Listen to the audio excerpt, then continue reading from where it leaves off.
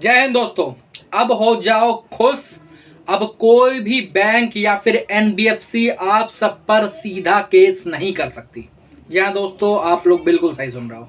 अगर आप लोगों का किसी भी तरीके का कोई लोन डिफॉल्ट है, कोई क्रेडिट कार्ड डिफॉल्ट है, कोई पर्सनल लोन, कोई बिजनेस लोन, कोई एजुकेशनल लोन, कोई सिक्योर लोन, कोई अनसिक्योर लोन, किसी तरीके का कोई क्रेडिट कार्ड, कोई सीसी लिमिट या फिर ऐसा कोई भी आपका जो लोन है जो डिफॉल्ट चल रहा है और आपको अंदर ही अंदर डर सताया जा रहा है कि अगर मेरे ऊपर बैंक ने चेक बाउंस का या फिर ईसीएस बाउंस का या फिर किसी भी तरीके का फॉर्जरी का केस, मतलब 420 जो कि अब 316 और 318 हो चुके हैं बीएनएस के तहत, ऐसा कोई केस कर दिया तो मैं क्या करूंगा। मेरे खिलाफ अगर अरेस्ट वारंट इशू हो गया, मेरे को वहां जाके बेल लेनी पड़ेगी, क्या करना पड़ेगा। तो मेरे भाइयों, आप सबको अब बिल्कुल ही टेंशन फ्री हो जाना चाहिए। क्यों बोल रहा हूं मैं ऐसा टेंशन फ्री होने को?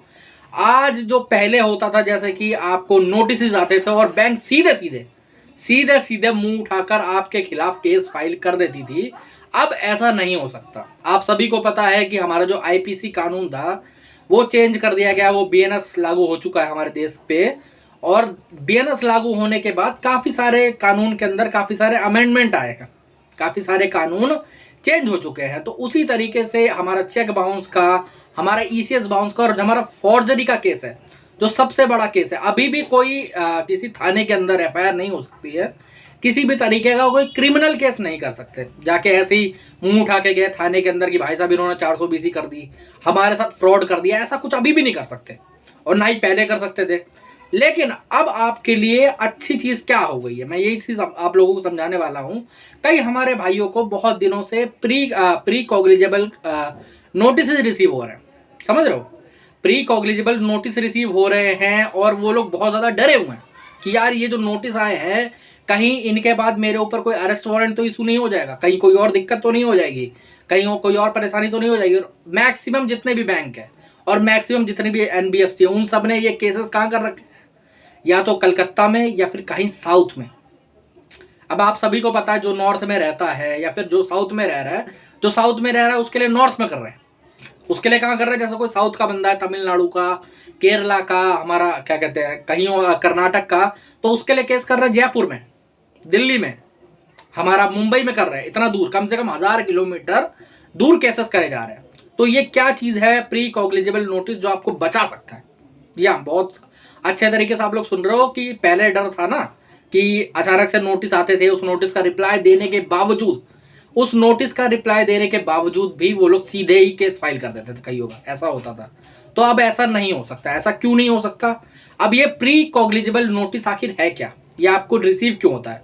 तो पहली बात तो ये नोटिस नहीं है, ये समन है, ये कोर्ट का एक समन है। क्या ये समन क्या है? अगर मान लो किसी भी तरीके का कोई कॉग्निजेंस आपके अगेंस्ट लेना चाहती है बैंक, जैसे मान लो कोई अरेस्ट वारंट इशू करवाना चाहती है, जैसे कोई फॉर्जरी का केस करना चाहती है, जैसे आपने मान लो कहीं पर कोई एड्रेस चेंज करा था, कोई आपने ईएमआई ईसीएस हटवा दिया था। कई भाई लोग हमारे बोलते हैं ना कि सर अगर मैंने ईसीएस हटा दिया तो मेरे ऊपर 420 का सीधे लग सकता है। तो अब नहीं लग सकता, पहले आपके ऊपर सीधे केस लग सकता था, पहले आपको सीधे परेशानी हो सकती थी, लेकिन अब नहीं हो सकती।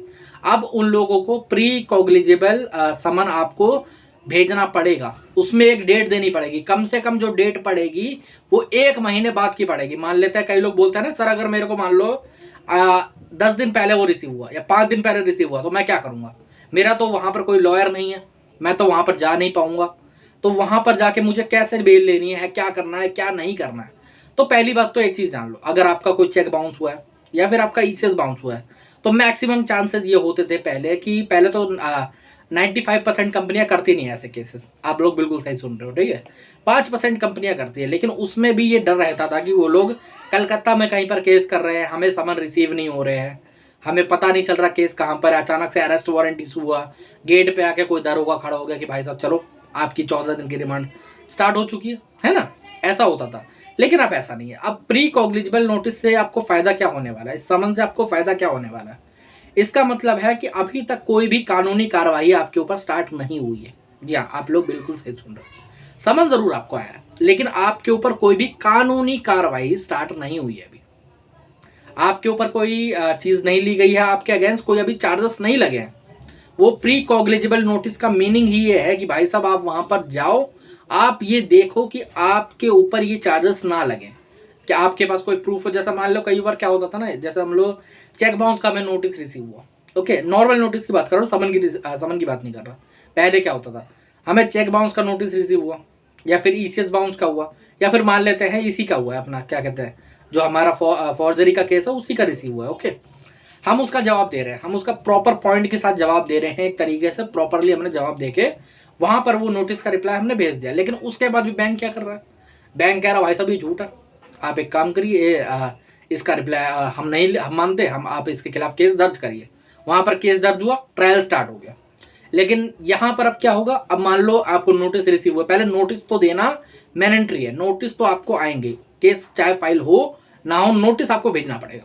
बिना नोटिस के कोई भी केस नहीं हो सकता। आपको नोटिस आया, आपने उस नोटिस का जवाब दिया, कोई दिक्कत वाली बात नहीं। अब क्या होगा, अब अगर मान लो आपके खिलाफ उनको लेना पड़ेगा, ट्रायल स्टार्ट करवाना पड़ेगा, तो पहले प्री कॉग्निजेबल आपके खिलाफ फाइल करना पड़ेगा, आपको वो समन भेजना पड़ेगा।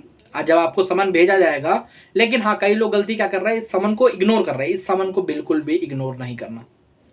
प्री कॉग्निजेंस नोटिस का मतलब मीनिंग है, आप लोग समझ लो कि अगर आप इसको इग्नोर करते हो तो आपके खिलाफ कॉग्निजेबल ऑफेंस माना जाएगा। ये प्री कॉग्निजेबल का मतलब ये है, किसी भी तरीके का कॉग्निजेबल लेने से पहले आपसे पूछताछ करी जाएगी, आपसे देखा जाएगा कि भाई साहब ये चीज रियल है कि नहीं है। अगर रियल है तो आगे ट्रायल स्टार्ट करा जाएगा, अगर रियल नहीं है तो उसको वहीं के वहीं रद्द कर दिया जाएगा। जी हाँ। अब कई भाई लोग पूछते हैं ऐसे में हमें क्या करना चाहिए, अगर मान लो हमें नोटिस रिसीव हो गया, समन रिसीव हो गया, ऐसे में क्या करना चाहिए, वो जाना चाहिए। देखो होता क्या है, मैक्सिमम जितने भी मैं बता रहा हूँ, मैक्सिमम 90% लोगों के केसेस यहीं कलकत्ता में, साउथ में कहीं ना कहीं पड़ते हैं। तो आदमी का जो होता है कम से कम 1000 किलोमीटर या फिर 1500 किलोमीटर दूर होता है। तो मैं ऐसे में सलाह नहीं दूंगा कि आप लोग वहाँ पर तुरंत जाओ और भाई साहब वहाँ जाके तुरंत ही बेल लो, क्योंकि इसमें यह भी दिखाई पड़ेगा कि आपका कोई फॉल्ट हो सकता है, फिर कुछ वो हो सकता है। आप अपनी जगह पे अपने लॉयर को भेज सकते हो, कोई दिक्कत वाली बात नहीं। आप लोग बिल्कुल सही सुन रहे हो। वहां पर वो भी जो आपके प्रूफ होंगे, जो भी चीजें होंगी वहां पर वो पेश करके वहां पर देखा जाएगा आपके अगेंस्ट भी ये चार्जेस लग भी सकते हैं कि नहीं लग सकते हैं। जी हाँ। अब ये लोग फॉर्जरी का केस करते हैं, जो ये अपने 316 318 हो गया बीएनएस के तहत में, तो ये एक तरीके से फर्जी केसेस होते हैं आपके अगेंस्ट में, खाली आपको फंसाने के लिए, खाली आपको डराने के लिए, खाली आपको पैसा निकलवाने के लिए। और ये लोग क्या करते हैं ज्यादातर इसमें एक एप्लीकेशन और फाइल करते हैं जिसके तहत अरेस्ट वारंट इशू हो जाता है कई बार, अगर आप लोग इग्नोर करोगे तो। अब मैं आपको तरीका बताता हूँ, मेरे 2 सब्सक्राइबर थे, उनके साथ क्या हुआ था। उनको ये नोटिस रिसीव हुए थे, समन रिसीव हुए थे, अब उन्होंने इसे इग्नोर कर दिया। उन्हें पता नहीं चला कि भाई साहब ये रियल है कि नहीं है, क्या है, फेक है, समझे। तो उन्होंने इसे इग्नोर कर दिया। यहाँ बैंक वालों ने अपनी एप्लीकेशन लगा दी और वहां से अरेस्ट वारंट इशू करवा दिए। फॉर्जरी का केस था। अब भाई साहब अगर आप प्री कॉग्निजेबल पे नहीं जाते हो तो कॉग्निजेबल तो आपके अगेंस्ट ले ही लिया जाएगा ना फिर, तो वहां से अरेस्ट वारंट इशू करवा दिया गया। वो तो समझ के, सोच समझ के हमने उनकी सेम डे ही अगले दिन जाके बेल करवा दी, तो उनको कोई परेशानी नहीं हुई। लेकिन अगर आपको ऐसा कुछ भी रिसीव होता है, मैं कह रहा हूँ आपको चाहे सेक्शन 25 के केस के अंदर अब मैंडेटरी आप वो आपको रिसीव होगा ही होगा। ऐसा नहीं है कि आपको सीधे कोर्ट का समन आ गया, ऐसा नहीं होगा। अब पहले ये चीज होगी, उसके बाद अगर आप वहां पर पेश नहीं होता, कोई दिक्कत होती है, कोई परेशानी होती है, तो उसके बाद जाके आपके खिलाफ ट्रायल स्टार्ट करा जाएगा। समझ रहे हो, आपके खिलाफ ट्रायल स्टार्ट करा जाएगा। ज्यादातर जो फॉर्जरी का केसेस है उनके अंदर ही अरेस्ट वारंट इशू होते हैं।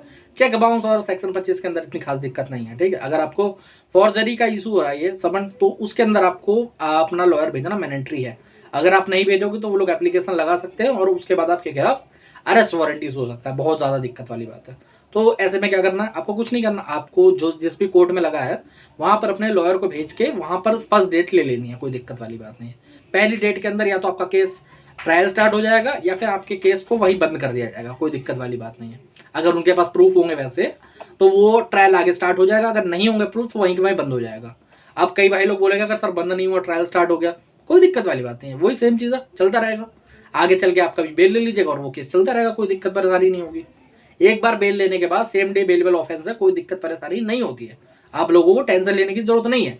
तो मैं आप सभी को बोलूंगा, अगर आपको किसी को भी प्री कॉग्निजेबल नोटिस आ रहा है, प्री कॉग्निजेबल समन आ रहा है, तो उसको इग्नोर बिल्कुल ना करें। हाँ, इसमें एक टाइम के बाद बेल लेने की जरूरत पड़ती है। अगर आपके पास कुछ अच्छे प्रूफ्स हैं, उनके पास बैंक वालों के पास प्रूफ नहीं है, तो उस केस को वहीं वहीं खारिज भी कर दिया जाता है, कोई बड़ी बात नहीं है, टेंशन वाली परेशानी वाली बात नहीं है। और जो हमारा चेक बाउंस है और जो सेक्शन 25 है, आप उसमें भी ये चीज़ इग्नोर ना करें, उसके अंदर भी सेम चीज़ करें और कोई परेशानी वाली आपको बात नहीं है। इसमें बेनिफिट क्या है, कई भाई लोग पूछेंगे ना सर इसमें बेनिफिट है क्या। तो मेरे भाई प्री कॉग्निजिबल का मीनिंग ही ये है कि भाई साहब आपके खिलाफ अभी कोई भी ट्रायल स्टार्ट नहीं हुआ है। तो अगर आप लोग, कई लोग बोलते हैं ना कि यार मैं इस ट्रायल को ख़त्म कर देना चाहता हूँ, मैं केस चलाना ही नहीं चाहता, मेरा जो भी है 1 EMI बन रही है, 2 EMI बन रही है, कई लोग डरते रहते हैं ना सर कि मेरी 1 EMI बन रही है, 2 EMI बन रही है, मैं उसके अंदर ये कर लेता हूँ कि उसको एक को पे करके उसके बाद केस हटवा देता हूँ। तो ये भी चीज़ हो सकती है, सबसे बढ़िया चीज़ है। ओके, आप एक या पे करके तुरंत के तुरंत वो केस हटवा दो, कोई दिक्कत नहीं है। और अगर नहीं चाहते आप ये चीज़ तो आपको एक्स्ट्रा टाइम मिल जाता है। अब कई भाई लोग पूछेंगे एक्स्ट्रा टाइम क्या है, मैं अगर उसे इग्नोर कर दूँ तो अरेस्ट वारंट तो इशू हो ही सकता है, हर केसेस में नहीं होता, ज़रूरी नहीं है, ठीक है। बट हाँ, आपको इग्नोर नहीं करना है किसी भी तरीके से। आपको अगर ये रिसीव होता है कैसे भी करके तो भाई साहब अपने लॉयर को भेज दो। अगर आप पे नहीं जा पाता, अगर आप जा पा रहे हो तो बेल ले लो, बहुत बढ़िया बात है, कोई परेशानी वाली बात नहीं। आपके खिलाफ कॉग्निजिबल नहीं लिया जाएगा, कॉग्निजेंस नहीं लिया जाएगा, टेंशन वाली बात नहीं है, ठीक है। थोड़ा गला बैठा हुआ, जबान फिसल रही होगी, समझ जाना, कोई दिक्कत परेशानी वाली बात नहीं है। यही आज के वीडियो में था, यही मैं आप लोगों को समझाना चाहता हूँ। अब आपको पहले से उतनी परेशानी नहीं है, पहले से उतनी दिक्कत नहीं। पहले क्या होता था कि आपके नाक के नीचे केस फाइल हो जाता था, आपके नाक के नीचे अवार्ड पास हो, सॉरी, आपके नाक के नीचे नॉन बेलेबल इशू हो जाता था। आप अगर वहाँ पर नहीं जा पाते थे तो आपको अरेस्ट कर लिया जाता था, 14 दिन की न्यायिक हिरासत में रखा जाता था, उसके बाद बेल मिलती थी। और कई बार क्या होता था ना, जब छुट्टी होती थी ना मेरे भाई, तब 14 दिन की तो मिनिमम न्यायिक हिरासत थी, मैक्सिमम कितनी होती थी पता नहीं चलता था। कई मैं सब्सक्राइबरों की मैंने स्टोरी सुनी है, वो 3-3 महीने पड़े रहे। या आप लोग बिल्कुल सही सुन रहे हो, कई मैंने सब्सक्राइबरों की स्टोरी सुनी है कि वो 3-3 महीने तक पड़े रहे इस चक्कर में।